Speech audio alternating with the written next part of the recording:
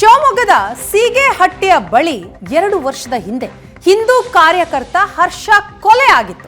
ಆ ಕೊಲೆ ಕೇಸ್ಗೆ ಸಂಬಂಧಪಟ್ಟ ಹಾಗೆ ಈಗ ಈ ಪ್ರಕರಣದ ಸಾಕ್ಷಿಗೆ ಬೆದರಿಕೆ ಹಾಕಲಾಗಿದೆ ಅಂತ.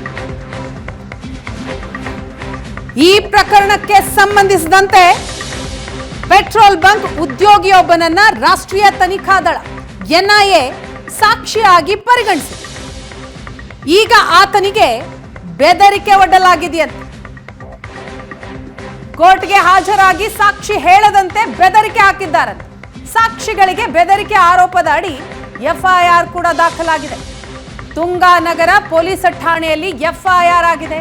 ಕೊಲೆಗೂ ಮುನ್ನ ಪೆಟ್ರೋಲ್ ಬಂಕ್ಗೆ ಹೋಗಿದ್ದಂತಹ ಆರೋಪಿಗಳು ಸುಳೆಬೈಲಿನಲ್ಲಿ ಪೆಟ್ರೋಲ್ ಹಾಕಿಸಿಕೊಂಡಿದ್ದ ಆರೋಪಿಗಳು ಪೆಟ್ರೋಲ್ ಪಂಪ್ನ ಯುವಕನನ್ನ ಈ ಸಂದರ್ಭದಲ್ಲಿ ಎನ್ಐಎ ಸಾಕ್ಷಿಯಾಗಿ ಮಾಡುತ್ತೆ.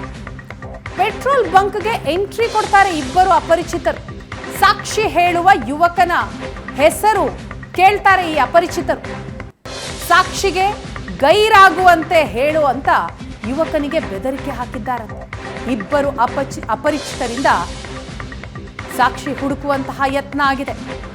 ಹಾಗಾಗಿ ಈಗ ಸಾಕ್ಷಿಗಳಿಗೆ ಬೆದರಿಕೆ ಹಾಕಿದ ಹಿನ್ನೆಲೆಯಲ್ಲಿ ಎಫ್ಐಆರ್ ದಾಖಲಾಗಿದೆ.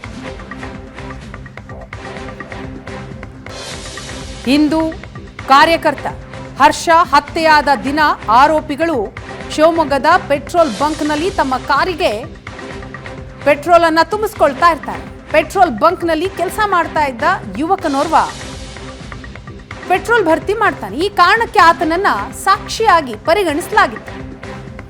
ಇನ್ನಷ್ಟು ಡೀಟೇಲ್ಸ್ ಕೊಡ್ತಾರೆ ನಮ್ಮ ಪ್ರತಿನಿಧಿ ರಾಜೇಶ್ ಕಾಮತ್ ಲೈವ್ ನಲ್ಲಿದ್ದಾರೆ. ರಾಜೇಶ್, ಹರ್ಷ ಕೊಲೆ ಪ್ರಕರಣ ಇಡೀ ರಾಜ್ಯದಾದ್ಯಂತ ಸಂಚಲನಕ್ಕೆ ಕಾರಣ ಆದಂತ ಒಂದು ಹತ್ಯೆ ಪ್ರಕರಣ. ಈ ಸಂಬಂಧಪಟ್ಟಂಗೆ ಈಗ ಪ್ರಮುಖ ಸಾಕ್ಷಿಗೆ ಈ ರೀತಿಯಾಗಿ ಬೆದರಿಕೆ ಹಾಕಿರುವಂತದ್ದು.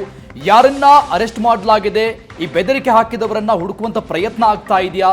ಏನಂತ ಎಫ್ಐಆರ್ ದಾಖಲಾಗಿದೆ ಈ ಸಂಬಂಧಪಟ್ಟಂಗೆ?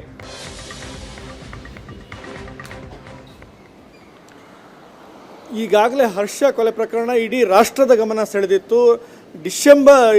ಫೆಬ್ರವರಿ 20ನೇ ತಾರೀಕು 2022ರಲ್ಲಿ ಈ ಒಂದು ಕೊಲೆ ಪ್ರಕರಣ ನಡೆದಿತ್ತು. ಶಿವಮೊಗ್ಗದ NT ರಸ್ತೆಯಲ್ಲಿ ಮೊಹಮ್ಮದ್ ಕಾಸಿಫ್ ಸೇರಿದ ಹಾಗೆ 12ರಿಂದ 13 ಜನ ಇರತಕ್ಕಂಥ ಆರೋಪಿಗಳ ತಂಡ ಈತನ ಕೊಲೆ ಮಾಡಿತ್ತು. ಈ ಬಗ್ಗೆ ಶಿವಮೊಗ್ಗದ ದೊಡ್ಡಪೇಟೆಯಿಂದ ಆಗಿನ ಗೃಹ ಮಂತ್ರಿಗಳಾಗಿರ್ತಕ್ಕಂಥ ಆರ್ಗ ಜ್ಞಾನೇಂದ್ರ ಅವರು ಇದನ್ನು NIAಗೆ ಹಸ್ತಾಂತರ ಮಾಡಲಿಕ್ಕೆ ಅವಕಾಶವನ್ನು ಮಾಡಿಕೊಟ್ಟಿದ್ದರು.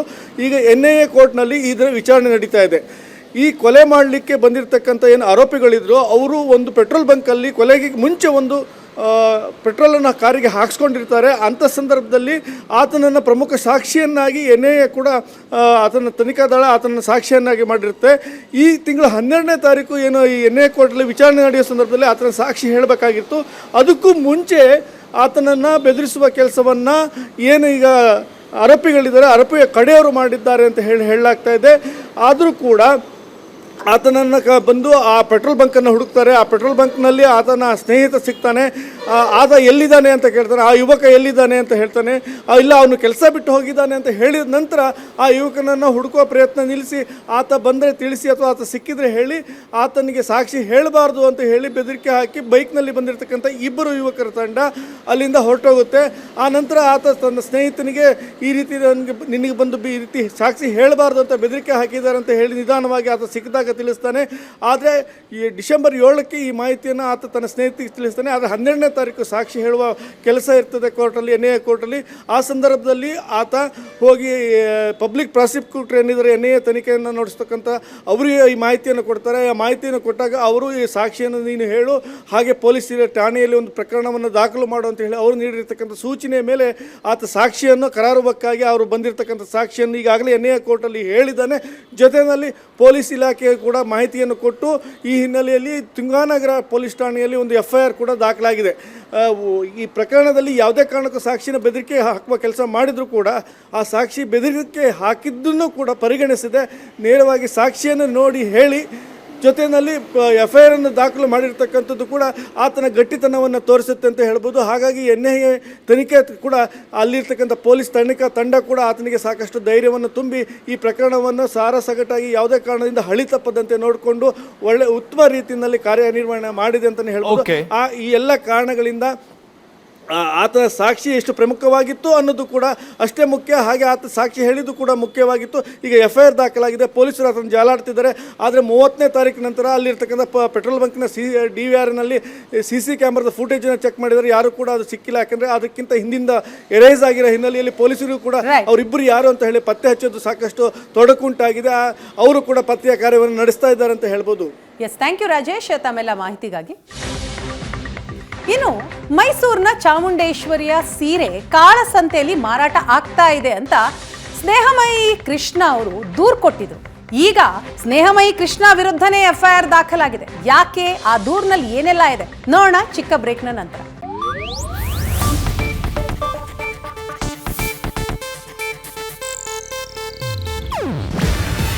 ಇದು ಏಷ್ಯಾನೆಟ್ ನ್ಯೂಸ್ ನೆಟ್ವರ್ಕ್ ಪ್ರಸ್ತುತಿ. ನೀವು ನೋಡ್ತಿದ್ದೀರಾ ಏಷ್ಯಾನೆಟ್ ಸುವರ್ಣ ನ್ಯೂಸ್.